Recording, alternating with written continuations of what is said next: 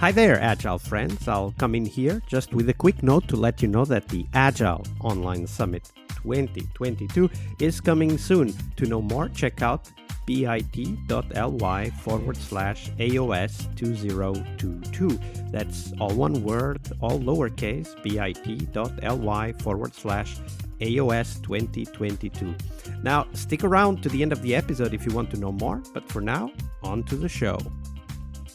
Hello, everybody. Welcome to our Team Tuesday this week with Shaun Bradshaw. Hey, Shaun, welcome back. Hey, Vasco. It's good to be back. Absolutely.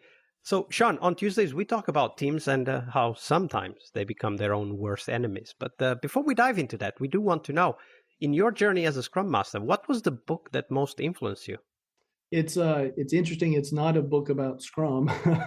It's Predictably Irrational by Dan Ariely. I really like his writing style. I like that the information he provides has a scientific basis. But I think as a Scrum Master, what I found most intriguing about it is his explanation of what drives human behavior. And while we assume that we as humans, particularly those of us in IT, tend to be more rational and analytical, the fact is that a lot of what we do is irrational, but as he points out, we can almost predict certain ways that we'll react. Even though it's irrational, it's still predictable to some degree. I think that's really helpful as a Scrum Master when you're coaching different people to see how you can get teams, I don't want to say manipulate, but get teams to work together in different ways. Yeah, absolutely. And if we think about our job as Scrum Masters, we don't get paid to predict, right? But we do get paid to understand and help with that understanding. So to have an understanding of how humans behave, especially in groups, typically small groups that teams are, but also in larger settings when, high pressure is in the room, like in the form of a stakeholder or a customer. It's very important for us to be aware of what are the regular dynamics that emerge in those kinds of settings. Definitely, yeah. So that's the book, and now we dive into the teams, and we want to know, especially we want to hear a story from you about a team that started to develop this kind of pattern or behavior that at first maybe it didn't sound that complicated or dangerous, but over time it grew and it created a lot of problems. So tell us that story, Shaun. Yeah, I was working with a client a few years ago that did embedded software in these control systems. And sprint after sprint after sprint, the team did not meet their commitments. It got to the point we called them the 80% team. They could get about 80% of what they committed to done, and that was it. And it seemed like they were doing everything right. They really clicked. They worked together well. The PO was fantastic.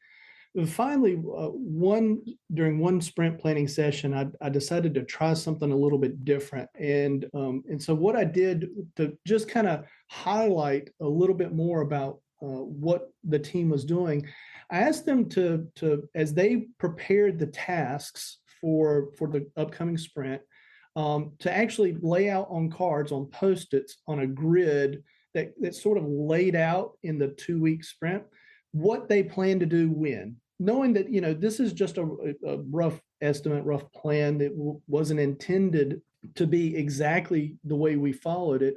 But so they started laying out the tasks. And when we took a step back and we looked at everything, the funny thing we saw was it was a mini-waterfall. That all the analytical work was up front, all the development work was in the middle, and a lot of the QA work was at the very end. And it became like immediately obvious, transparent, that the reason we were only able to get 80% done is because there was always that last 20% that just kind of fell toward the end. Unfortunately, a lot of times that 20% that didn't get done may have been some of the more important, more complex stories that we really wanted to get done. But having it laid out like that just really helped visualize, we need to be working on some of this stuff a lot sooner and not, it wasn't apparent in the sprint that we were following this waterfall pattern because everybody seemed to be working just fine at their, but when we laid out the plan, it was just obvious that that's how we saw the work kind of being completed. And so we at that point, we changed up and said, okay, now let's reorder it based on priority and let's start working it that way. And that was the first sprint. I wish I could say that was the first sprint we got everything done. We still didn't get everything done, but it was the first sprint where we really felt like we had a chance to meet the commitment. So yeah, that was an interesting thing. That's a great story. As you were reflecting with the team on that pattern that you observed when they laid out the work that they were planning, did they have any insight as to why they were thinking about organizing work in that way? It was an old pattern. This was a relatively new team in terms of the transformation to agility. So it was just their old way of thinking. You have to do this, then you do this. Plus, because it was embedded software, there's the whole piece where they have to integrate with the physical hardware. And so it was part of their culture, really. And they didn't even recognize that they were doing it. I frankly didn't recognize that they were doing it until we laid it out. That was the real aha moment for me. Yeah, aha moment. That is a great way to describe it. Very often teams need to learn new ways of thinking, and it's actually quite hard. A few weeks ago, we had a guest on the show who mentioned the backwards bike video. And I'll put the link on the show notes for everybody to go and watch it. A caveat here is that, warning, it is a very addictive video. Once you start watching, it's very hard to stop. But it's only 10 minutes, so it's okay. And one of the things that the person in the video, who's actually the hero of the story there, shows is that it is very hard to learn to ride a bike the other way around, right? Like they have the handle and the handle does not work as you expect. It works the opposite of you expect. If you turn the handle left, the wheels go right and vice versa. And he shows how it took him months to learn to ride that backwards bike. And it's actually a great insight as to how our teams learn as well. Because what you just described is this idea that there's this reinforced behavior from many years in the past of working in a certain way, like doing all the design up front, then doing all the implementation, then doing all the testing, right? And it's very hard to get out of it unless we have some kind of trigger, which is why I think it's a beautiful story what you shared, because that visualization of the work over the 2 weeks of the sprint or whatever the length of the sprint was is a great insight for the team, because now they can reflect on it, right? Like I usually say, if you can't see it, you can't manage it. Right. And what you did there is show it to them, visually show to them how they were working. And that's why they were able to understand first you, then them, and then they were able to change it. Right. The insight was, again, this team, I thought, again, as the Scrum Master, that they worked very well together, that they were highly collaborative. They got along. It was a great team environment to be in. It did not make sense that they could not complete their commitments. I will say this, in I guess in their defense, they didn't step back. They never, some teams might try to say, well, if I can't get everything done, we'll start to cut back a little bit, or we'll start to, build in a little extra time. They never did that. They continued to stretch, which in a way caused them to continue to fail, but also allowed the opportunity to learn why they were failing. Yeah. And so I really commend them for that. Yeah, absolutely. And they should be commended for that. And this also reminds us that if things fail, we don't necessarily need to stop doing them, but we do need to ask, okay, how are we doing things? How are other teams doing things? Can we visualize it? Can we reflect on it, right? Because that constant reflection is the driver for improvement.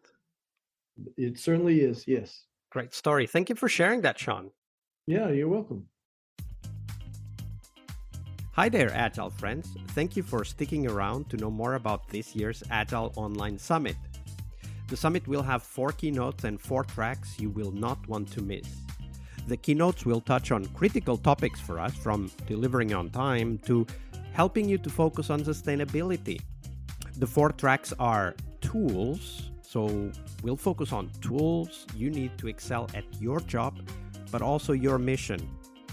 We'll also have a track on sustainability, which is, of course, about people and their sustainable pace, but it's also about how do we bring sustainability to the products and the planet we inhabit. We'll have a third track about happiness, talking about doing what we love and, most crucially, loving what we do. And finally, the fourth track will be live. It will be mostly hands-on sessions to help you roll up your sleeves together with the presenters. Oh, and we will also have a coaching clinic, as we usually do, organized to help you discuss and get inspired to solve the hardest challenges you face at work. This year, we'll have a special emphasis on interaction with your peers, so get your ticket and join the Slack at bit.ly/AOS 2022. As always, we have free tickets for anyone that wants to attend live and the VIP tickets for those of you who want to keep the videos forever. So check them out at bit.ly/AOS 2022. I'll see you on the conference floor.